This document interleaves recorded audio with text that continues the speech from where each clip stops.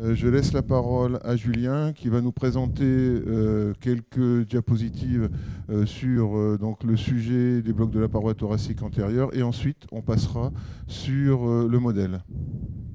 Merci, Allez. merci Olivier, c'est un grand plaisir d'être ici et d'être avec vous deux et d'être modéré par toi. Donc blocs de la paroi thoracique, donc le thème c'était Serratus Plane Block. J'ai rien à déclarer sur cette présentation. On va partir de la paroi antérieure et on va tourner un peu autour du thorax, hein, pour voir toute cette anatomie où tous les muscles sont intriqués les uns avec les autres. Là, on commence ici donc dans cette paroi antérieure où vous avez le pointeur marche pas, c'est celui-ci. Non, ouais, donc c'est pas très grave. Donc vous voyez ici cette paroi antérieure avec le PM, le pectoral major, qui est le muscle principal de la paroi antérieure, avec son insertion au niveau du sternum et également une insertion au niveau de l'humérus. Là, on le voit sous le deltoïde. C'est extrêmement important de se souvenir de cette insertion au niveau de l'humérus, parce que quand vous ne voyez pas les différents feuillets, il suffit de faire une abduction du bras et on voit le pectoral majeur, donc le grand pectoral, glisser sur les autres fascias. C'est une petite aide. Le nerf qui est un peu au-dessus, le nerf supraclaviculaire, descend parfois très bas. Il faut savoir que cette zone-là peut être difficile à analgésier. Il faut faire une petite barrette, ça peut aider. Et enfin, donc les perforantes, qu'elles soient latérales ou antérieures, sont importantes, surtout les perforantes latérales pour le muscle du serratus.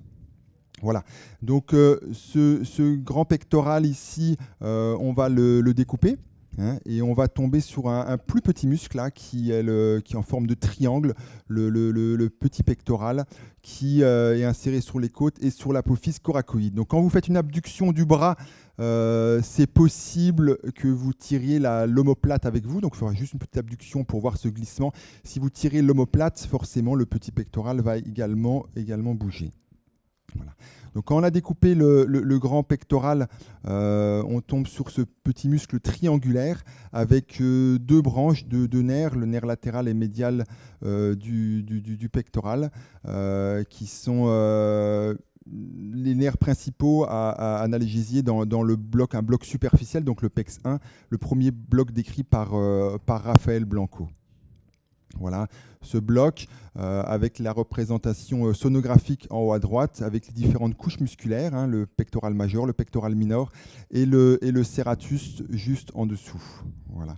Donc l'objectif de cette injection, c'est d'aller mettre un anesthésique local entre ces deux feuillets. On voit ici en haut à droite de l'image une petite branche, une petite artère. J'aime bien mettre le bout de l'aiguille proche d'une artère, parce qu'on voit l'anesthésique locale bien diffusée de part et d'autre de ce vaisseau. Après, donc on a découpé le grand pectoral, on a découpé le petit pectoral, et on arrive sur le muscle qui nous intéresse le plus pour cette session, c'est le muscle du serratus. Voilà, avec donc les différentes couches musculaires à droite en sonoanatomie. Hein, vous voyez, ça forme vraiment trois couches musculaires bien distinctes.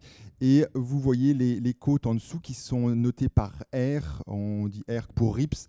Hein, on ne dit pas C. C, c'est la représentation pour les vertèbres cervicales. La plèvre, et donc vous voyez bien ces différents feuillets, notamment sur ce patient qui était de petite taille.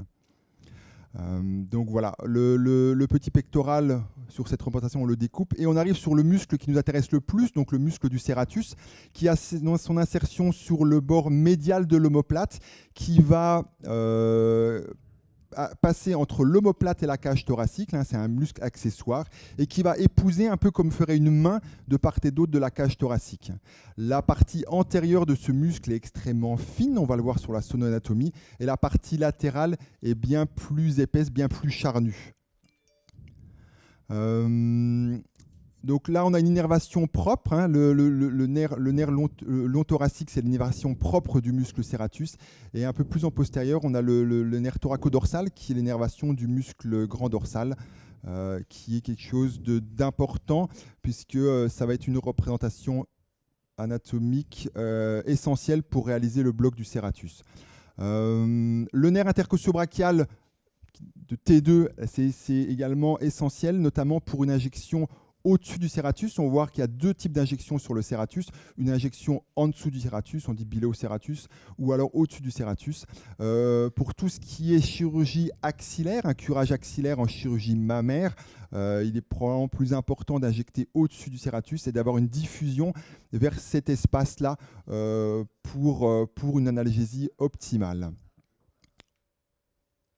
Voilà donc une dissection où on a ces deux muscles-là qui sont étirés sur la gauche, pectoral majeur, pectoral mineur, serratus, qu'on dit également grand dentelé ou dentelé antérieur, c'est exactement la même chose. Maintenant, on préfère dire serratus. Les jeunes disent serratus, Olivier dit grand dentelé. Et on a les différents nerfs ici, le long thoracique, le thoracodorsal et l'intercostobrachial qu'on voit très bien. Donc voilà, pour résumer, alors, juste en termes de nomenclature, le PEX 1, c'est l'injection entre le grand et le petit pectoral, et le PEX 2, c'est l'injection entre le grand et le petit pectoral, et une injection plus basse, donc entre le petit pectoral et le serratus. Cette injection basse, ce n'est pas uniquement celle-ci qui s'appelle le PEX 2, c'est les deux injections dans la nomenclature. Cette injection basse va être intéressante puisqu'elle va diffuser vers au-dessus du serratus et on va tomber sur ce qui initialement avait été appelé le PEX 3, qui est le serratus plain block. Voilà, donc on passe sur la paroi postérieure. On a la même image que tout à l'heure sur la droite, la paroi antérieure avec le pectoral majeur. Sur la paroi postérieure, donc on a le latissimus dorsi qui est le muscle grand dorsal et le muscle grand rond qu'on voit un petit peu, j'essaierai de vous le montrer, mais qui ne nous intéresse pas trop, mais qui était sur le premier papier de Raphaël Blanco. Le patient peut être en latéral, et en relevant le bras, je fais des serratus plain block sur patient éveillé, ou le patient peut être sur le dos également. Si vous le faites, le patient sédaté ou sous anesthésie générale, ce n'est pas la peine de retourner, de mettre le patient sur le côté. Vous pouvez très bien performer ce bloc patient en décubitus dorsal. Parfois, on peut être gêné un peu par le sein qui nous tombe sur la main. Et dans ce cas-là, on demande juste à l'aide de relever le sein. Ce n'est pas un gros problème. Voilà le papier initial donc de Raphaël Blanco. Je vous montrais avec cette injection donc, entre le serratus et le grand dorsal, avec de façon beaucoup plus postérieure ce muscle grand rond, mais qui nous intéresse un petit peu moins. L'objectif, c'est d'aller analgésier donc les émergences latérales des nerfs intercostaux. Vous voyez ici, avec donc deux possibilités. Une possibilité en dessous du muscle serratus et une possibilité au-dessus du muscle serratus. Je pense qu'en chirurgie thoracique, les deux sont valables. En chirurgie mammaire, probablement, il est préférable d'injecter au-dessus du serratus, sachant que aucune étude a montré une supériorité de l'un sur l'autre. Vous voyez ici la différence en sonoanatomie. On va le voir, je pense que le mannequin ne voudra pas d'aiguille tout à l'heure, mais parfois c'est un petit peu délicat de distinguer bien cette différence entre le serratus et le grand dorsal. Et lorsque vous faites de l'hydrodissection, vous voyez tout de suite ces deux muscles se séparer.